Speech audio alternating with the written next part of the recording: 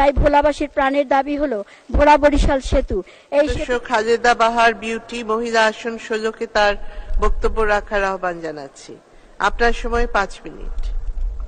বিসমিল্লাহির রহমানির রহিম। মাননীয় স্পিকার, 2024-25 সালের বাজেটের উপর বক্তব্য রাখার সুযোগ দেওয়ার জন্য আপনাকে আন্তরিক ধন্যবাদ। মহান আল্লাহর দরবারে শুকরিয়া এবং ভাগ্য বিড়ম্বিত বাঙালির ভাগ্যাকাশে ধ্রুবতারা হয়ে যিনি পথ প্রদর্শন করে যাচ্ছেন সেই মমতাময়ী নেত্রী জননেত্রী শেখ হাসিনার প্রতি অশেষ কৃতজ্ঞতা জানাই, যিনি অনুগ্রহ করে আমাকে সংসদ সদস্য নির্বাচিত করায় এই মহান সংসদে কথা বলার সুযোগ পেয়েছি। আমি গভীর শ্রদ্ধার সাথে স্মরণ করছি মহান স্বাধীনতার স্থপতি, জাতির জনক বঙ্গবন্ধু শেখ মুজিবুর রহমানকে, যিনি মাতৃভূমির স্বাধিকারের জন্য মাত্র 56 বছরের জীবনের সোনালী সময়ের 4682 দিন কারাগারের অন্ধকার প্রকোষ্ঠে কাটিয়েছিলেন। স্মরণ করছি মহিয়সী নারী বঙ্গমাতা বেগম ফজিলাতুন্নেসা মুজিবকে, বীর মুক্তিযোদ্ধা শেখ কামাল, বীর মুক্তিযোদ্ধা শেখ জামাল এবং ছোট্ট শিশু শেখ রাসেল ও পরিবারের সকল সদস্যদের, যারা 15ই আগস্টের সেই কালো রাতে ঘাতকের বুলেটে নির্মমভাবে নিহত হয়েছিলেন।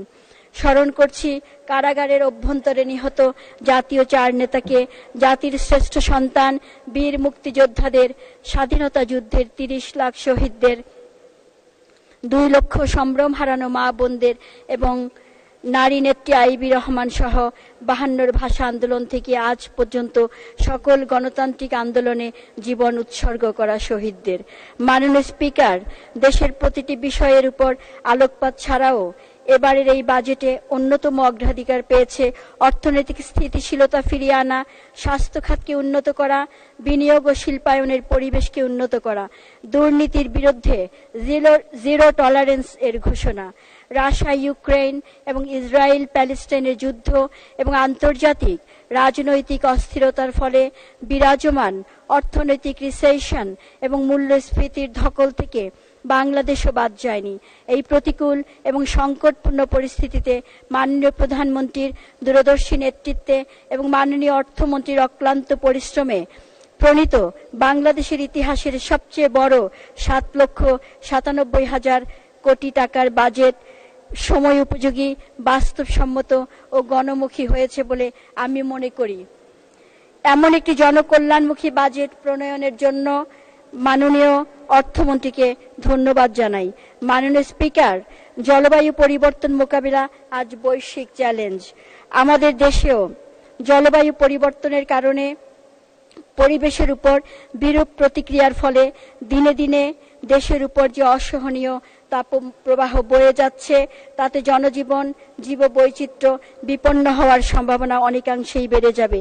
এই প্রাকৃতিক বিপর্যয় থেকে জাতিকে রক্ষা করতে হলে সারা দেশে সবুজায়ন প্রকল্পকে জোরদার করতে হবে এবং বসতিগুলোকে আয়তন এবং জনসংখ্যার অনুপাতে বনাঞ্চল, জলাশয়ের নিশ্চয়তা বিধানের মাধ্যমে পরিবেশের ভারসাম্য রক্ষা করে দেশকে এই দুর্বিষহ অবস্থা থেকে বাঁচাতে সংশ্লিষ্ট মন্ত্রণালয়কে 100 কোটি টাকা বিশেষ বরাদ্দের পরও প্রয়োজনে আরো বেশি বিশেষ বরাদ্দ প্রদানের জন্য মাননীয় অর্থমন্ত্রীর দৃষ্টি আকর্ষণ করছি।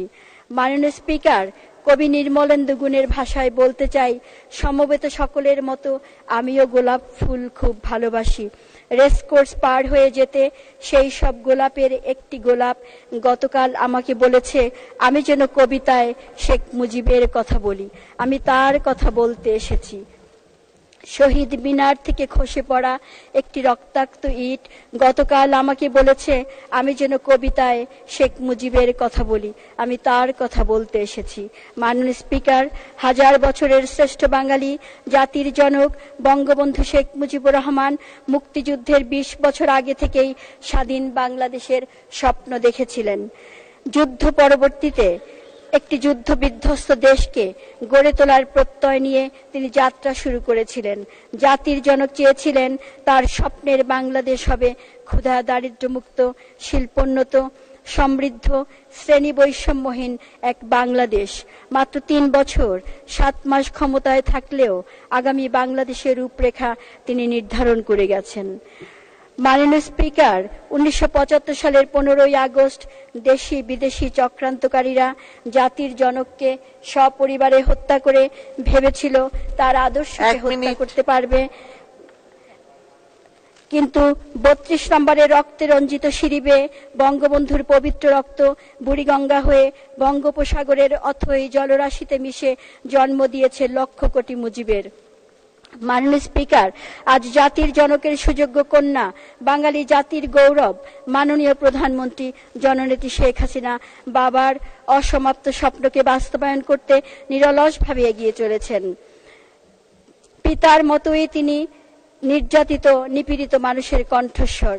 আধুনিক বাংলাদেশের উপকার মাননীয় প্রধানমন্ত্রী পর্বতসম চ্যালেঞ্জ মোকাবিলা করে বাংলাদেশকে উন্নয়নশীল দেশের কাতার থেকে স্মার্ট বাংলাদেশে পরিণত করার প্রত্যয় ঘোষণা করেছেন। সারা দেশব্যাপী অবকাঠামোগত অকল্পনীয় উন্নয়ন সাধন করে বাংলাদেশের চিত্র তিনি বদলে দিয়েছেন। আমি দৃঢ়ভাবে বিশ্বাস করি শেখ হাসিনার সরকার বারবার দরকার। এই অমোঘ সত্যটি আজ প্রতিটি দেশপ্রেমিক মানুষের হৃদয়ের। শেষ করুন। Speaker, 1 minute. জি, শেষ করুন।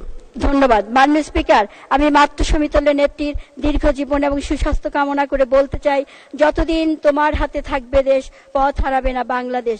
মাননীয় স্পিকার, আমার নির্বাচনী এলাকা হলো দ্বীপ জেলা ভোলা। 3 দিকে নদী এবং একদিকে সমুদ্র পরিবেষ্টিত এই জেলা মৎস্য সম্পদে ভরপুর। ভোলার পর্যটন শিল্পে অপার সম্ভাবনা রয়েছে, কিন্তু যোগাযোগের ক্ষেত্রে ভোলা এখনো বিচ্ছিন্ন দ্বীপ। মাননীয় স্পিকার, তাই ভোলাবাসীর প্রাণের দাবি হলো ভোলা বরিশাল সেতু। এই সেতুটি নির্মিত হলে স্বপ্নের পদ্মা সেতুর শতভাগ সুফল উপভোগ করতে পারবে ভোলার 25 লক্ষ মানুষ। ভোলার ইরিশা ঘাট থেকে লক্ষ্মীপুরের মজু চৌধুরীর ঘাট পর্যন্ত ব্রিজ বা টানেল নির্মাণ, যা আজ সময়ের দাবি। ভোলার গ্যাস জাতীয় গ্রিডে অন্তর্ভুক্তির সাথে সাথে ভোলাবাসীও যাতে এর সুফল ভোগ করতে পারে। এছাড়াও একটি পাবলিক বিশ্ববিদ্যালয় এবং একটি মেডিকেল কলেজ ভোলাবাসীর জন্য অপরিহার্য হয়ে পড়েছে। মাননীয় স্পিকার,